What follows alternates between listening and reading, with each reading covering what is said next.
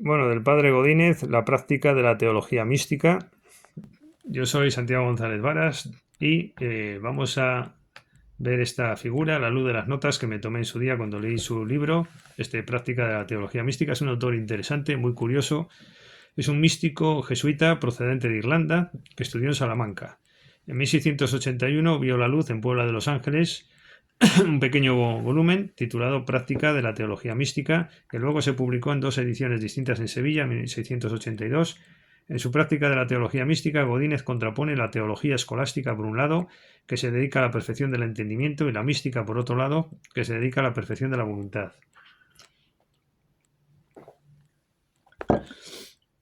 Espiritualidad y contemplación son espacios comunes a lo religioso y a lo poético, y forman parte del estado de la cultura.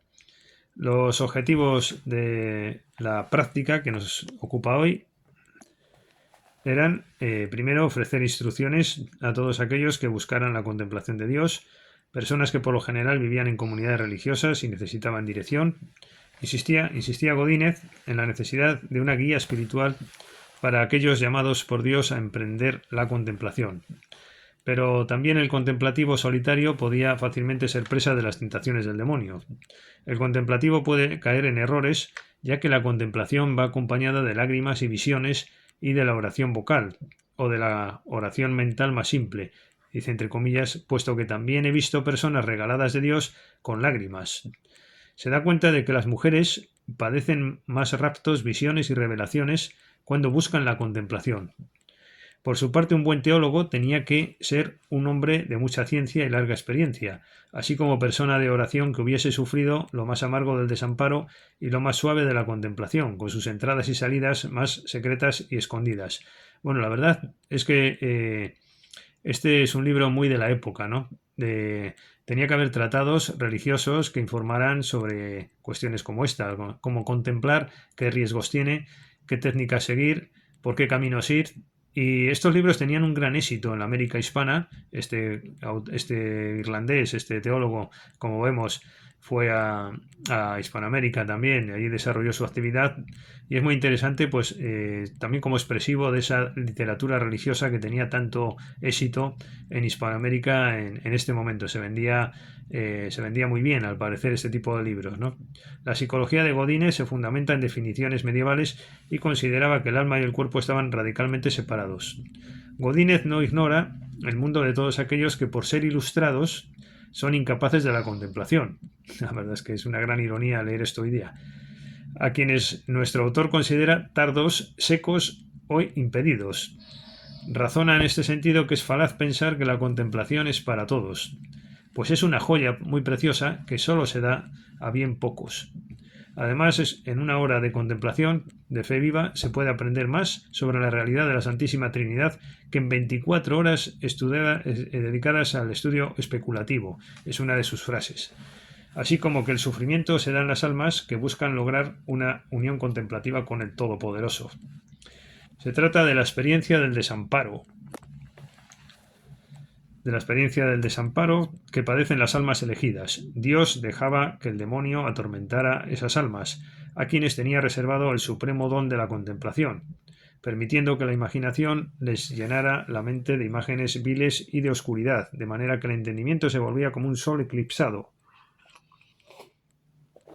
En esta etapa del desamparo, este consiste en unas tinieblas aflictivas y oscuridades temerosas, de manera que el alma sufriente puede compararse con el santo Job o con el San Antonio Abad. Es un inexplicable tormento o angustia con melancolía. Qué bonito esto, ¿no? Un inexplicable tormento o angustia con melancolía. Entra pues el desamparo como purgatorio. A mí me parece conceptos modernos, muy relacionados con las transiciones del poeta, ¿no? Limpiando el alma de las penas más secretas, porque todo esto hay que entenderlo en clave distinta, no literal, clave metafórica, haciéndola muy capaz de la contemplación, el alma. En algunas almas visionarias se da la unión del ilapso, un término teológico apto para definir la coexistencia de las sustancias divina y humana, con frecuencia comparada a la condición del hierro candente. Obsérvese que en su pensamiento confluye lo religioso con lo poético y lo místico, propio del hispanismo y del estado de la cultura. Si hay algo característico del hispanismo es esto. Godínez distingue distintos tipos de contemplación. El contemplativo tiene que sufrir los sinsabores que le envía Dios y necesita poner los pies en la tierra. La última etapa de la oración mental es la contemplación oscura, o experiencia o estadio del que sólo gozan muy pocas almas, como presencia y unión que aquí tiene el alma con Dios de manera fuerte pero penosa en esa hambre canina o sed insaciable de Dios donde el alma sufre desolación y aflicción inmensas. Claro, es que esto es igual que la poesía, ¿no? Solo hay algunos, o la música, sobre todo la música, ¿no? Hay algunos que son capaces de sentir realmente el mensaje de una sinfonía o de un trío o de un cuarteto, ¿no? No todo el mundo es apto para esto. El problema es cuando se hace una sociedad que es amoldada o diseñada conforme a la mayoría, ¿no? Pues claro, estas minorías se resienten.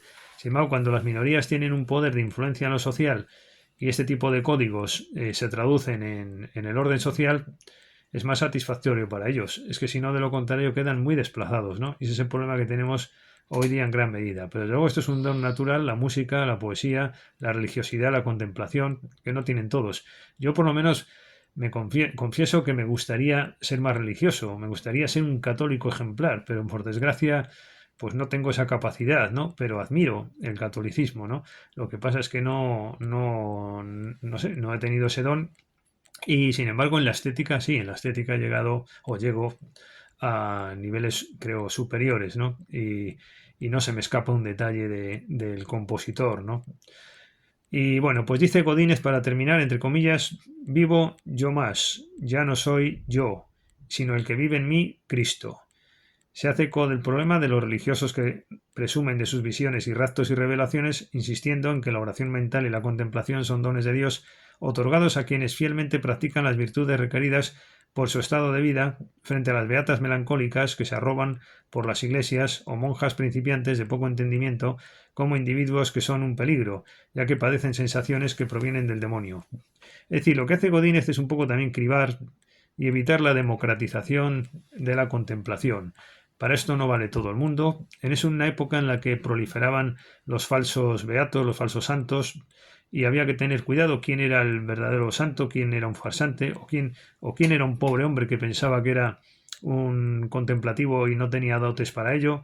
Bueno, pues este es el mundo de Godínez que nos explica estas claves. Muchas gracias por su atención. Hasta el próximo vídeo.